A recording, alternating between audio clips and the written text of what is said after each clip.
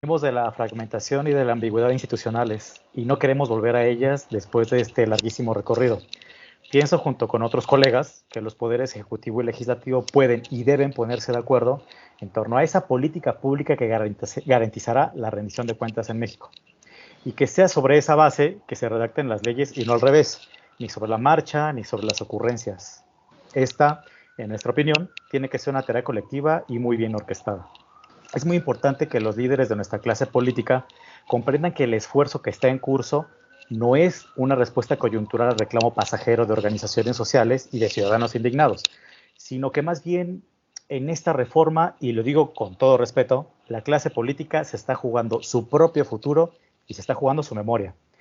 Estas sean algunas de las palabras que el doctor Mauricio Merino dirigía nada más y nada menos que al presidente de la República, Enrique Peña Nieto, entre otros invitados durante la inauguración de la Semana Nacional de Transparencia en el 2015.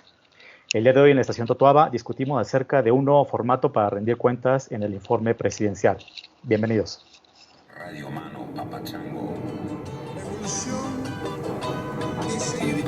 La modernización más grande es el ingreso. Hay diversas dimensiones. Yo lo que sugeriría no simplificarlo. Próxima estação Cantagalo. Desembarque pelo lado Yo siempre voy a defender la libertad. Salud y Es uno de los derechos que no es absoluto. democracia, libertad. Es una matraca. Levantar los discursos que precisamente han sido dominantes. No morirá la flor de la palabra.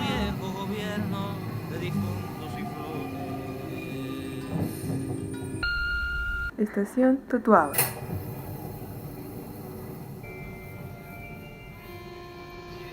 Hola, muy buenas noches a su espacio público digital, la Estación Totoaba.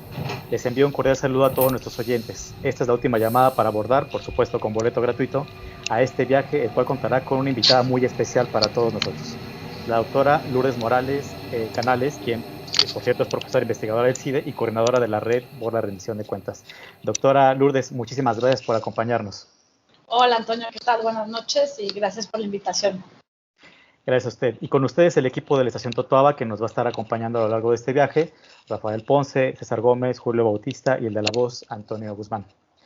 Doctora, el 1 de septiembre el presidente Andrés Manuel López Obrador dirigió un mensaje con motivo de su segundo informe de gobierno en el patio de honor del Palacio Nacional. Acompañado de su gabinete, empresarios, grupos indígenas, entre otros invitados especiales, el presidente resaltó lo que a su consideración eran los principales logros en la administración federal. Relaciones internacionales, austeridad, combate a la corrupción, programas sociales para la gente más pobre, entre otros fueron algunos de sus temas. Sin embargo, y con pretexto del presente informe, queremos abordar el siguiente tema. ¿Qué tan pertinente es seguir con este formato que es más rígido en torno a la rendición de cuentas? O si habrá que cambiarse. Me acuerdo que alguna vez discutíamos con usted los casos de España, Reino Unido, con informes más dinámicos y abiertos a la discusión. ¿Usted qué piensa, doctora? Bueno, yo creo que es una obligación constitucional, está en el artículo 69 constitucional, la obligación de rendir un informe que dé cuenta del estado de la administración pública. Y aún así, la discusión sobre el formato del informe presidencial y del informe de gobierno a todos los niveles de gobierno, pues deberá ser efectivamente un ejercicio de rendición de cuentas que brindara a la ciudadanía pues una fotografía muy cercana a cómo está la situación del país. Este informe fue peculiar por varias cosas, este último que acabamos de presenciar. En primer lugar, porque estamos en un contexto de pandemia insólito, en donde pues, se han aplicado medidas de distanciamiento social y en donde nos ha sumergido a todo el país en un contexto de crisis social y económica. Eso pues, creo que le da un contexto peculiar a este ejercicio, ¿no? En segundo término, pues se tuvo que hacer en un formato acotado, no solo por el contexto, sino porque a pesar de que se ha discutido muchísimas veces, me parece que todavía no logramos como sociedad y nuestros representantes no logran pues tener un formato en el cual pueda haber pues este ejercicio de retroalimentación, estos criterios, estos parámetros que permitan efectivamente que sea un ejercicio de rendición de cuentas. Ha habido intentos, pero pues todavía no logramos que se quite esta imagen de que el informe, el mensaje, porque una cosa es el informe, el documento que se entrega a la Cámara, y otra es el mensaje que acompaña al informe. Me parece que hay que distinguir también esas dos cosas. Y todavía no logramos que existan estos parámetros y que realmente pues los mexicanos podamos tener una fotografía cercana, con información relevante, de calidad, con datos que nos permitan evaluar exactamente dónde estamos y hacia dónde vamos a ir en los siguientes meses. Y me parece que eso deberían de ser estos ejercicios. Muchas gracias, doctora. César, ¿a ti qué te pareció, qué te parece el formato y qué te pareció el informe? Muchas gracias, Tony, y también gracias, profesora Lu, por venir a acompañarnos esta noche en la estación de Utuaba. Pues a mí me dio la impresión de que estaba escuchando una más de las mañaneras. Prácticamente lo que se dijo en el informe presidencial es lo que venimos escuchando durante muchas semanas, semana tras semana, sobre lo que dice el presidente, y al final, justo como lo mencionaba la profesora, al no haber un proceso de retroalimentación, el presidente prácticamente puede ir a decir lo que él quiera. Y eso implica que hable de los beneficios de los programas sociales, las virtudes que ha tenido su política, digamos, como si fuera un ejercicio meramente unipersonal. A mí me llamaba mucho la atención y escuchaba también que prácticamente lo que fue a decir Andrés Manuel López Obrador al informe era como si estuviera hablando de otro México, donde las cosas suceden de manera maravillosa, con mucho optimismo, y no del México que vemos en los periódicos, donde hay 69,000 muertos, hay casi un poquito más de 600,000 contagiados. A mí me hubiera gustado un poco más que también fuera un ejercicio crítico, el ver cómo se aprecia la información para las altas esferas del gobierno, el uso de la información. Pareciera que simplemente es un proceso por cumplir, llegar y decir, vengo a rendir el informe, les voy a decir lo que compiló mi equipo de trabajo, y probablemente es lo que quieran escuchar muchas personas, ¿no? Pero no es un proceso de autocrítica, no es un proceso de mejora. La información se usa justamente como eso, para justificar ciertas cosas, y no cumple su sentido de transparencia como verdaderamente me parece que podría servir, ¿no? Entonces, yo la verdad es que al principio del sexenio era un poco optimista con esta parte de las mañaneras, porque al final creía que era un ejercicio de rendición de cuentas en donde podías tener una interacción, fuera quien fuera, con el presidente, preguntarle directamente. Sin embargo, era obvio que este proceso se iba a deformar. Entonces, yo lo asimilaría en este sentido. Yo lo que vi fue una repetición de lo que ya hemos visto, y no hay nada nuevo. Mi intervención cerraría diciendo que pareciera que la rendición de cuentas está muy ligada a la manera personal de gobernar de cada uno de los presidentes, porque prácticamente durante todo el sexenio ha sido así con Andrés Manuel López Obrador. Con Enrique Peña Nieto seguía otro formato, hubo intentos incluso de reformarlo involucrando a la sociedad civil, digamos, incluso había hasta comediantes haciéndole chistes, cosas así, pero bueno, al menos era como tratar de cambiar la estructura. Entonces, a mí me parecería que sí, que al final vemos un estilo y eso es lo que se proyecta, y no meramente un ejercicio de transparencia o un ejercicio de rendición de cuentas, que creo que es lo importante. Rafa, se le voy a llamar el día del presidente y de la danza de las cifras. ¿Tú cómo lo ves, Rafa? Pues pensaba intentar tomar la posición del abogado del diablo y decir, por ejemplo, en esta ocasión el presidente salió, dio su informe, entregó el documento y pues cumplió, ¿no?, el ejercicio. Y después de eso, pues ya le quedó a todos los ciudadanos, a la prensa y diferentes organizaciones, y criticar lo que dijo, ir y examinar el documento, y pues ahí empezar ese momento de cuestionar lo que se dijo, criticarlo, y ya que se ponga todo eso en el espacio público, en la plaza pública, a discutirlo y ya posicionarse a favor, en contra, exigir más información, por ahí, ¿no? ¿Qué más que quisiéramos ver de este proceso? Siento que también al enfocarse mucho en este momento, en ese instrumento, pues es también una cuestión muy limitada, porque no se me hace un poco difícil pensar la cantidad de maneras que puede suceder este tipo de ejercicios. Por ejemplo, si lo comparamos con sistemas parlamentarios, quisiéramos tal vez que los congresistas les hicieran preguntas en ese momento en el Congreso y que el presidente respondiera.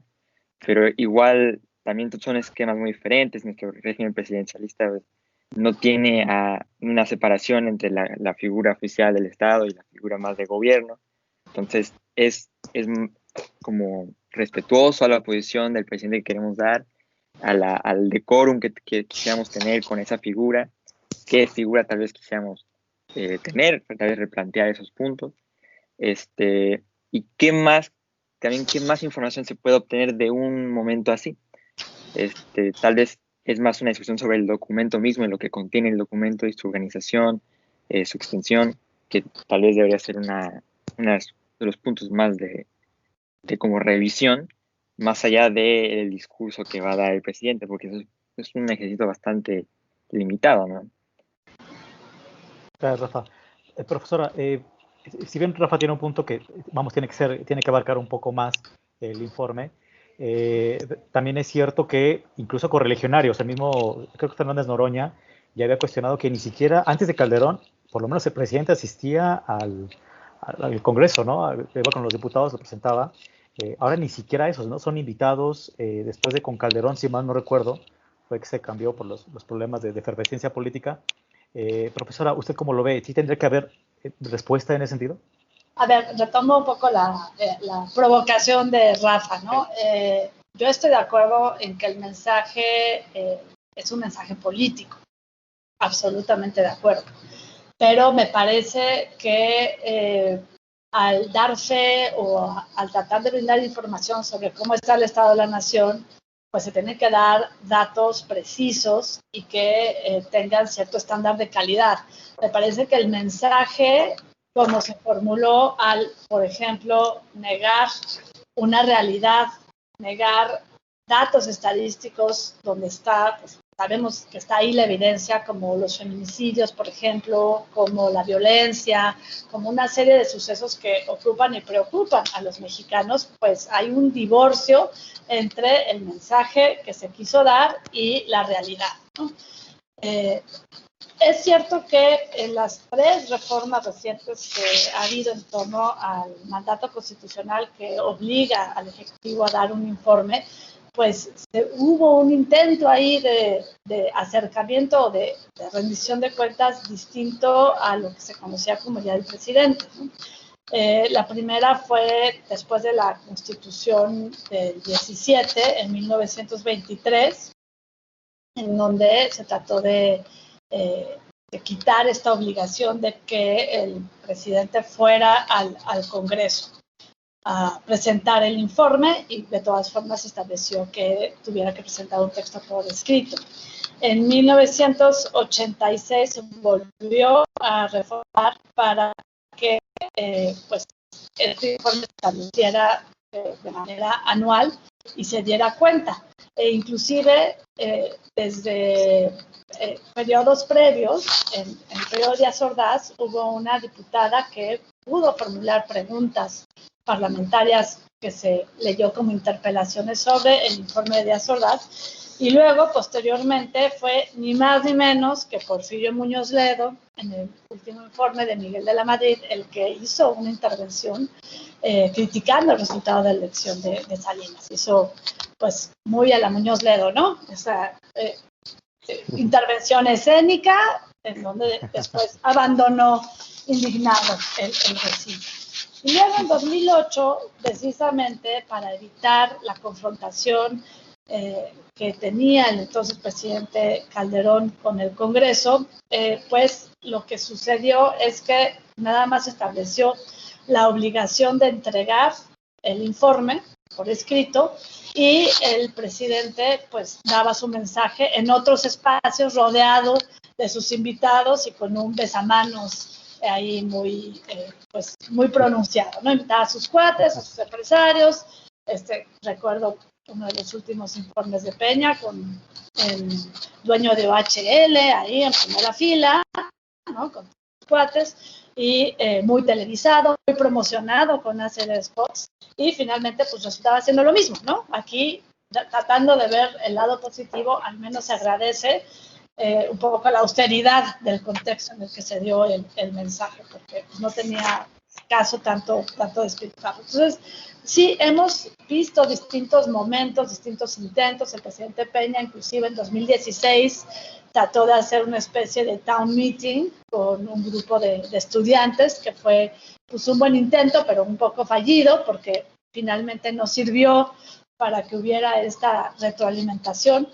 Y a nivel estatal, hay que decirlo, somos un país con un federalismo, por lo menos todavía queda el federalismo, y algunos gobernadores han hecho intentos como glosas ciudadanas del informe, donde se trata de debatir el contenido de los informes y pues da justificaciones y hace compromisos. Ha sucedido en Jalisco, ha sucedido en Quintana Roo, y me parece que por ahí se podría explorar un nuevo modelo en el cual pues no se trata solo de discutir con ciudadanos de a pie, sino se trata de tratar de lograr información de calidad. O sea, empezaste este programa hablando de aquel discurso sobre la reforma en materia de transparencia, y esta reforma lo que quiso, no se ha logrado en su totalidad, pero lo que quiso fue dar más información de calidad a más ciudadanos, que dejara de ser un derecho elitista. Y creo que hacia allá debiéramos de apuntar. O sea, no se trata solo de justificar por justificar, sino efectivamente brindar las herramientas que permitan evaluar el desempeño de un gobierno y trazar rutas y redireccionar en caso de derrapes para pues tener mejores resultados para el ciudadano de a pie, ¿no? Creo que ese es como el sentido original de hacer este tipo de ejercicios. Claro. Julio, ¿tú cómo ves el informe? ¿Si es necesario cambiarlo? ¿Cómo ves las nuevas herramientas? Gracias, Tony. Y muchas gracias a la doctora por estar con nosotros. Básicamente, me parece que la idea inicial con la que yo abriría esto es ¿para qué es el informe de gobierno y para quién? Recordemos que el informe de gobierno no es algo nuevo, data ya de 1824, el primer presidente mexicano, Guadalupe Victoria, realizó un discurso informativo y ya la doctora nos ha retratado un poquito los cambios históricos que ha tenido esta figura, y me parece que responde, algo muy importante es analizar cómo se han dado las reformas respecto al informe de gobierno, porque responden a un contexto específico, ¿no? Ya hablábamos, por ejemplo, de cómo en 1923 se trató de eliminar esta parte, y bueno, se suprime que el presidente esté en las sesiones, la apertura de las sesiones extraordinarias, y luego, por ejemplo, en el 94, teniendo en cuenta el contexto de hegemonía priista, pues la ley orgánica del Congreso cambia y se le da a cada legislador federal, uno por cada partido representado en el Congreso, 15 minutos para interpelar al presidente, tratar de tener un diálogo con él, y bueno, finalmente en 2008 pues se cambia, ¿no? Entonces, ¿cómo se van configurando estas reformas en un contexto político específico? Y ahora que transitamos hacia más pluralismo político, transiciones, podríamos decirlas, políticas, ya municipios ya se abrieron al cambio de partidos, los estados también, ya en 20 años hemos tenido 3 diferentes partidos gobernando al país, entonces también importa mucho cómo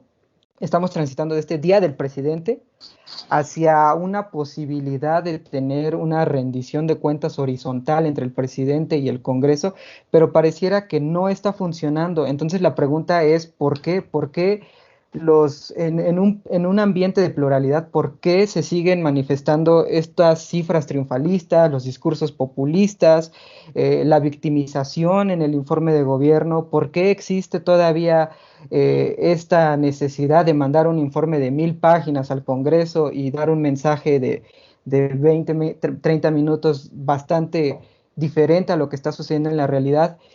Y hablamos, mencionaba la profesora, hablábamos de más información, de más calidad, pero ¿para quién? Con niveles de participación muy bajos en nuestro país, ¿realmente quién hace uso de esa información? ¿Para qué tendría que servir el informe de gobierno? Teniendo en cuenta que la mayoría de los mexicanos, como participación política, solamente votamos, ¿no? En el mejor de los casos, porque si analizamos esa parte, las listas de abstencionismo en las elecciones es muy grande, ¿no? César, ¿qué y para quién? Sí, Justo estas palabras que decía Julio, al final me hizo reflexionar un poco sobre lo que la gente verdaderamente quiere saber, ¿no? Y por qué deberíamos tener un informe de gobierno que verdaderamente tenga retroalimentación, un informe de gobierno que sea transparente y que verdaderamente hable de lo que debería hablar. Y me hizo pensar un poco sobre la ética pública, lo que los gobernantes deberían tener, porque sus intervenciones o lo que ellos generan hacia el espacio público, al final afecta algo que es bien importante, que sería el interés de una colectividad, ¿no? Que en este caso sería la población, a partir del cual se van dirigidas estas políticas públicas. Y me hace pensar en cómo esta ética pública se ha manejado, al menos en términos de la rendición de cuentas en los últimos años, y al parecer, bueno, más bien parecería que es meramente discursivo, no veo un avance, y más bien, yendo un poco más a fondo, ¿qué se necesitaría para que tuviéramos un informe o un proceso de rendición de cuentas que verdaderamente satisfaga las necesidades de la población? Pues lo veo complejo, porque al final del día depende mucho de la voluntad política, y vemos ahora que se acercan las elecciones de 2021, no veo sinceramente que las cosas vayan a cambiar mucho. Entonces creo que también es un punto que debemos considerar en el análisis, el cómo la ética de los gobernantes está interviniendo en el cómo se están rindiendo las cuentas. Entonces yo también me quedo con esta reflexión. Profesora, hace unos minutos hablaba acerca de herramientas para rendir cuentas. ¿Cuáles son estas herramientas? Digo, además de que puede existir oposición en los informes, ¿qué otras herramientas podría haber para rendir cuentas?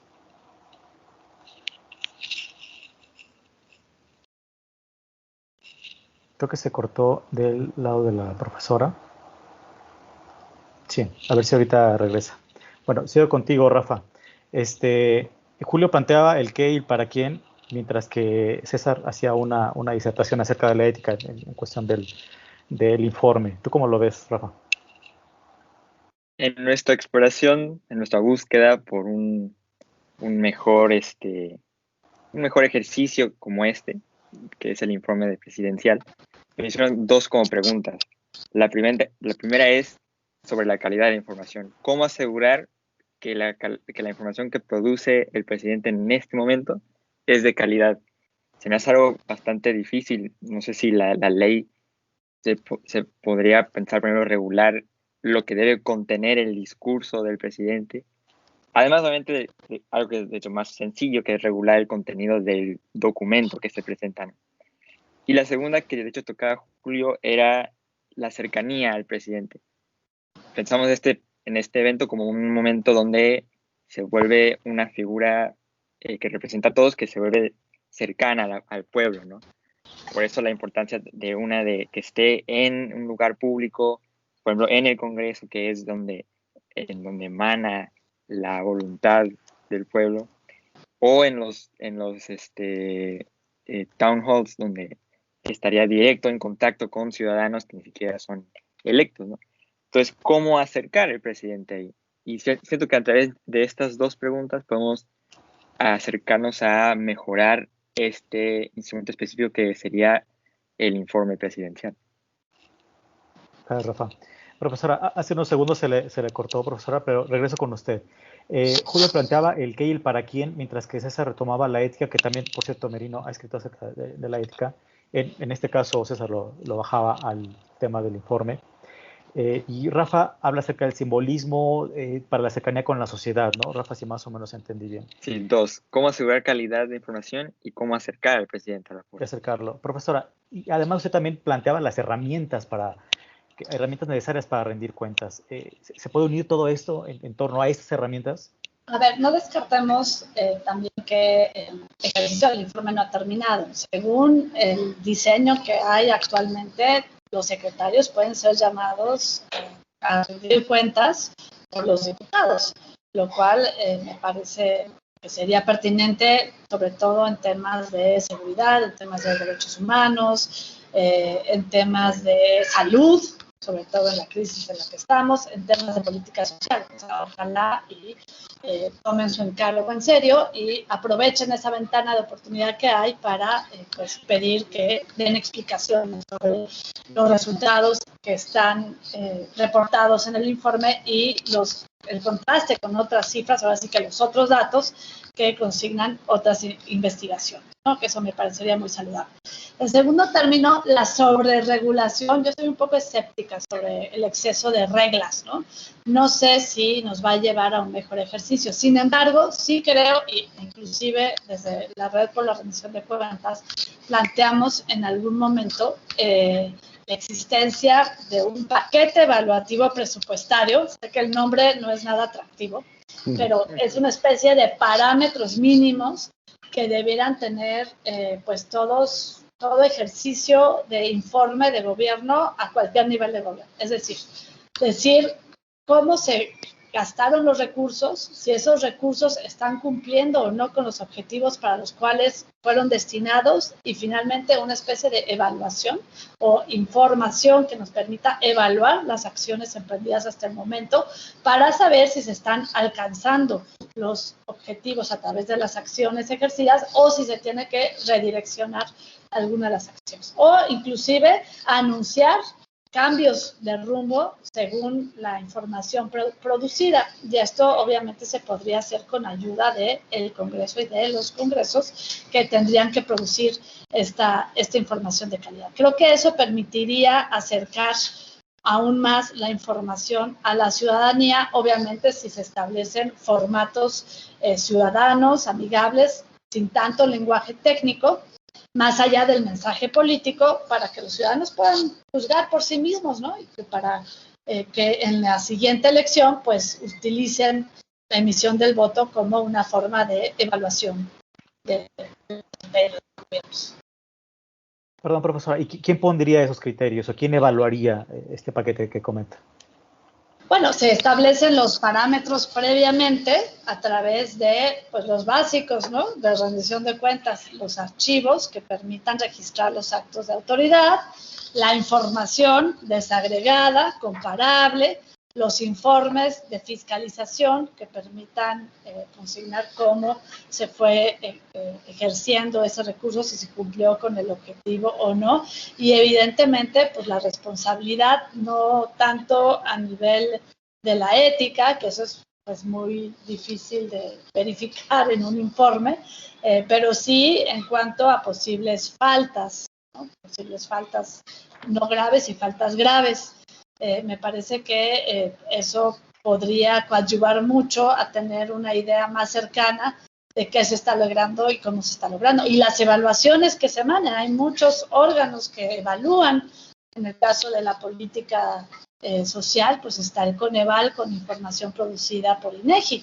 INEGI ha dado hasta ahorita, en lo que va del año, una serie de cifras y de reportes sobre desempleo, sobre pobreza, sobre corrupción, que contrastan mucho con lo que se está manejando en el informe de gobierno. Me parece que hay que ir a las fuentes primarias para poder tener pues una noción más precisa de esta fotografía que queremos del estado de la administración pública. Gracias, profesora. Julio, tú creo que ahorita te llevaste la bandera de ser el más duro. Hablaste de populismo, de por qué no dice la verdad con el contraste con la realidad. Como por lo menos ya no dura lo que creo que fue Abelardo Rodríguez, que se aventó 7 horas, de los 30, 7 horas y algo. Por lo menos Julio ahora nos aventaron las 7 horas. ¿Tú cómo ves eso de tener criterios, de evaluar al presidente en este sentido?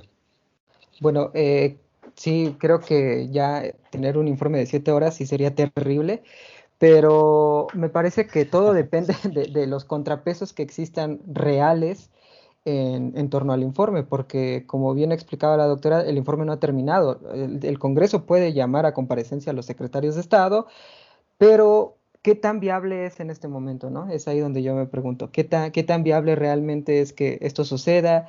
¿Y qué tan lejos estamos de aquel José López Portillo que fue interrumpido 40 veces para que le aplaudieran? Entonces, ¿qué tan lejos estamos de esas situaciones? Realmente creo que estamos pensando que son cuestiones modernas, pero la historia nos demuestra que no, que después de 2008, cuando el presidente Calderón pues tarda ahí como 4 minutos en la entrega-recepción de su informe en el Congreso, después de eso hemos transitado en una especie de péndulo entre pues lo hacemos más público, invitamos a comentaristas, ¿qué hacemos con el informe, no? ¿cómo lo hacemos más digerible? Y sobre eso, pues regreso al punto inicial. ¿Para qué lo hacemos? Entonces, el Congreso tiene ahí obligaciones, responsabilidades muy específicas, no sucede y entonces surgen estos movimientos sociales de participación, de presión social, pero al final de cuentas, ¿quién debería hacer efectiva esa presión? Digo, no es por demeritar a la participación pública, pero realmente la presión de los ciudadanos, ¿qué efectos tiene en el andamiaje jurídico de este país? Si no es que se toman, bueno, si ni siquiera se toman en cuenta digamos, las observaciones de Coneval, no son obligatorias. Entonces, me queda mucho que pensar sobre este punto, ¿no? Realmente, ¿cómo pudiéramos hacer que la participación, la poca participación que existe en el país, pudiera tener una incidencia en esta institucionalización que ya mencionaba O'Donnell, de la desconfianza política? ¿Cómo realmente hacer una accountability horizontal y no tanto esperarnos a las elecciones que son cada 3 o cada 6 años, ¿no? Claro.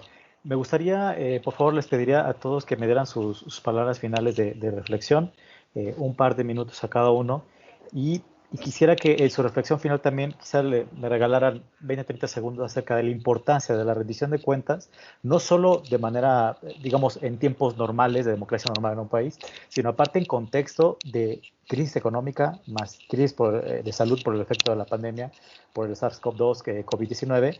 Entonces me gustaría que añadieran, digamos que este factor, y también que me regalaran su cierre, por favor. César. Sí, gracias, Tony. Justo me quedé pensando, me dejó un poco triste el mensaje de Julio que nos deja al final, con eso se Sí, despide. hombre.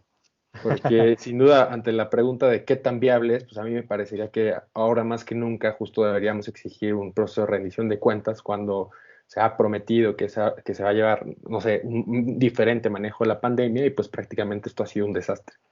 Entonces, a mí me parecería que al menos el valor de la información, el valor de la rendición de cuentas debería ser equiparado a otros bienes tan importantes como la salud, como la educación, como otro tipo de bienes comunes que benefician al ciudadano no solo en la toma de decisiones, sino también en el poder exigir que se estén protegiendo sus intereses en lo público, ¿no?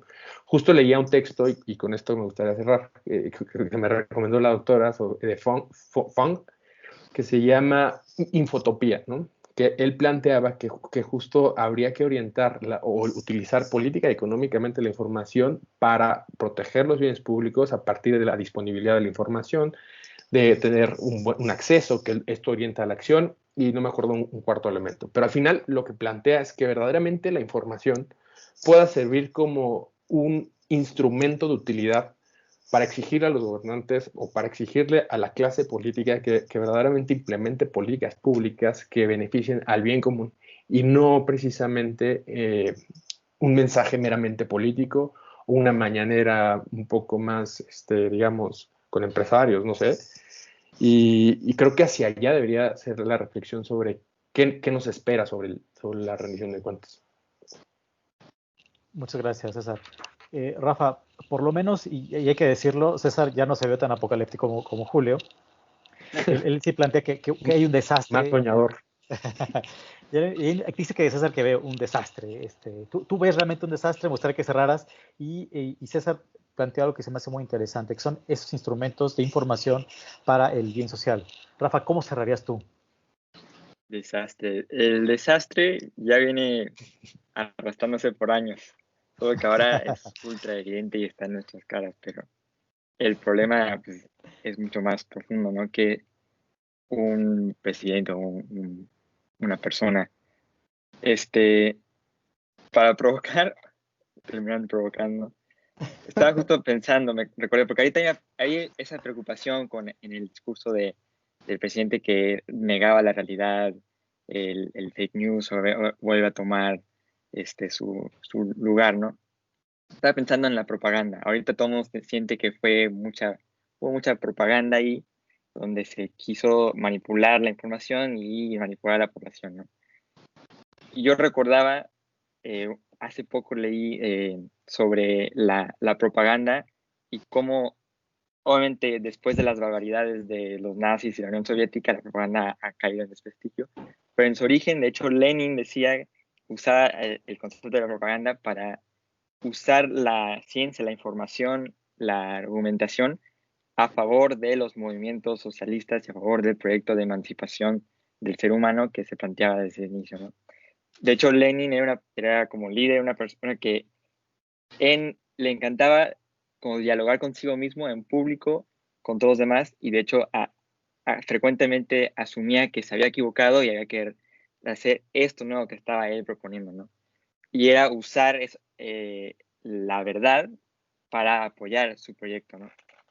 Y creo que eso es a lo que queremos realmente que regresemos con la rendición de cuentas, que es usar ese sentido original de la deliberación en el espacio público, usando esa información, usando los argumentos, usando la ciencia, y que los gobernantes expliquen por qué tomaron sus decisiones, argumenten y defiendan por qué lo hicieron, usando la información que está ahí, y que nosotros solamente podamos responder algo que no podía pasar con Lenin tanto, era de cuestionar eso, criticarlo y usando la política a nuestro favor. Acá lo que falta es que la oposición utilice los instrumentos para cuestionar a los secretarios y también dejar de pensar que nosotros como ciudadanos somos tontos.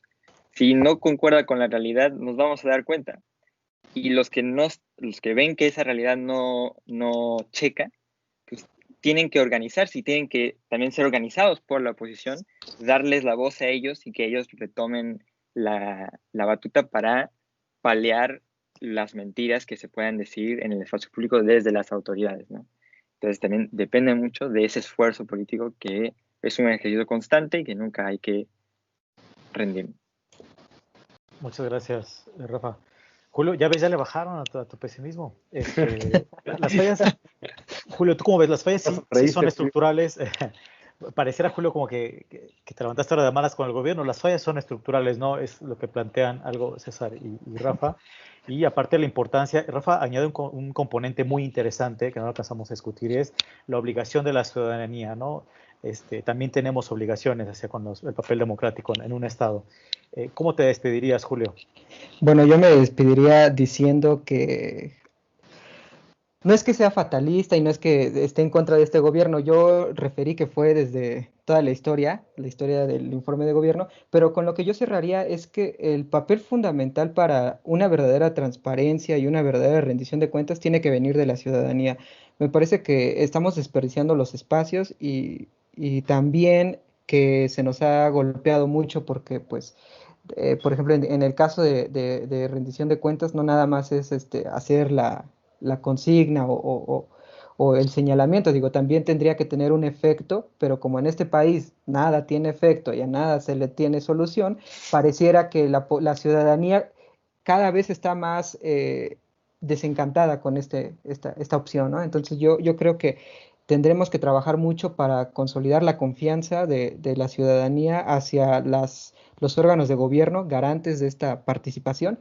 Y bueno, yo pienso que, sí, me voy a atrever a decirlo, la solución es la ciudadanía organizada participando.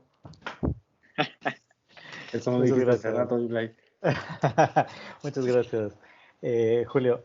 Profesora, va a ser muy interesante su reflexión final porque usted ya lleva, de hecho, muchísimo tiempo en la ciudadanía organizada. Ya, por ejemplo, leía que recibió un premio con Mauricio Merino, ha estado mucho en temas de transparencia, de género, etcétera, y en la academia también ya lleva un buen tiempo. De repente parece como que fuera pendular, ¿no? De repente hay desencanto, de repente más participación. Si hemos logrado avances, ¿qué tanto hemos retrocedido? Me gustaría que hiciera una reflexión final donde tratara de englobar todo esto que hemos platicado. Sí, bueno, primero se me olvidó decir esto al principio, pues quiero felicitarlos por este espacio, ojalá y tengan más espacios, no solo esta discusión, y para mí es un buen signo que se estén dando la tarea de discutir entre ustedes, de poner el dedo en los temas que importan y salir un poco de los cubículos, ¿no? Creo que eso es muy, muy importante. Segundo, yo creo que, no estamos empezando de cero. O sea, venimos de un proceso en donde aprobar las bases para que exista la rendición de cuentas en México, pues ha tomado años, en algún momento tomó hasta sangre, ¿no? poder lograr tener elecciones competidas. Se nos olvida fácilmente, pero pasó mucho tiempo para que al menos existieran instituciones, existieran normas y hubiera realidad política. Creo que eso no hay que echarlo al saco roto, sino que hay que defender lo que se ha logrado construir y mejorar lo que se requiere revisar y sin duda adaptar al contexto actual. También tenemos una sociedad civil pues muy vital, muy plural, de distintos colores, que han logrado profesionalizarse y que hacen un trabajo muy importante. Me parece que lo que dijo Julio sobre el sentido de hacer estos ejercicios, digamos el sentido de la rendición de cuentas, pues tendría que empezar básicamente por 3 cuestiones, y me parece que este contexto de crisis derivado de la pandemia y de los ajustes políticos que han existido en los últimos meses, pues nos desafía a todos. Estas 3 cuestiones tendrían que pasar primero por, sin duda, utilizar las herramientas que ya existen para exigir información de calidad. Qué bueno que haya mañaneras, qué bueno que haya distintos medios de comunicación, qué bueno que haya distintas redes sociales que dotan de información y también desinforman, pero creo que hay una responsabilidad en exigir datos que permitan conocer, que permitan exigir, que permitan contrastar. Ahí la información es como la herramienta básica de la rendición de cuentas.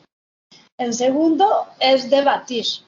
Me parece que este contexto de polarización nos ha robado la posibilidad de contrastar ideas con los que no piensan igual a nosotros. Más que desacreditar, hay que aprender a argumentar, hay que aprender a discutir, hay que aprender a desarrollar una base de empatía para construir en colectivo. Me parece que es un esfuerzo de acción colectiva y eso también se ha perdido de vista porque estamos en medio de la desgracia de las elecciones. Este gobierno y nuestros actores políticos están demasiado preocupados por las elecciones y muy poco preocupados por los ciudadanos, ¿no? Nos ven como posibles votantes y no como ciudadanos que ejercemos derechos. Y eso es un segundo punto, el debate. Y lo tercero es organizarse. No se requiere una gran parafernalia, ser la organización social hipermillonaria para hacer esfuerzos colectivos. Y me parece que se puede empezar, se tiene que empezar desde la comunidad para poder ir hilvanando, coordinando y logrando que los esfuerzos de rendición de cuentas horizontal trasciendan la queja y se conviertan realmente en una propuesta. Yo no sé por qué los legisladores, sí sé por qué, pero me cuesta trabajo entenderlo. Sé que están metidos en la lógica ya electoral y la reelección, ¿no?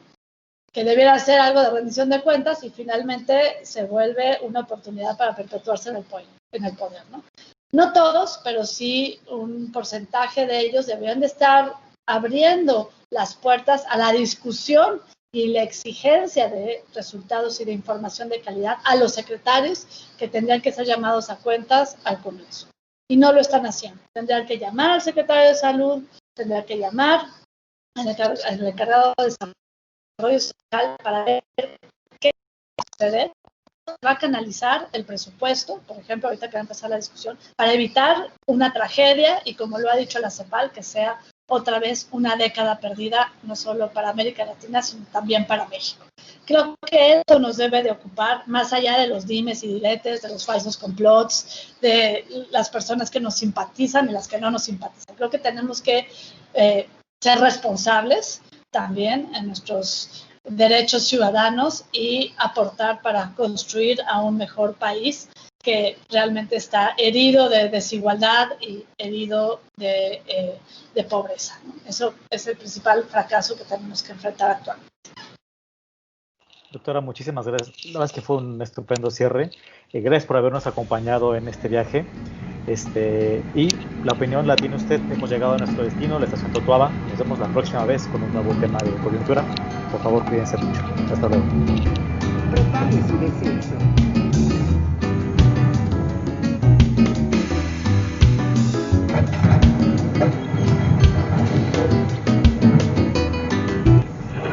Let's see.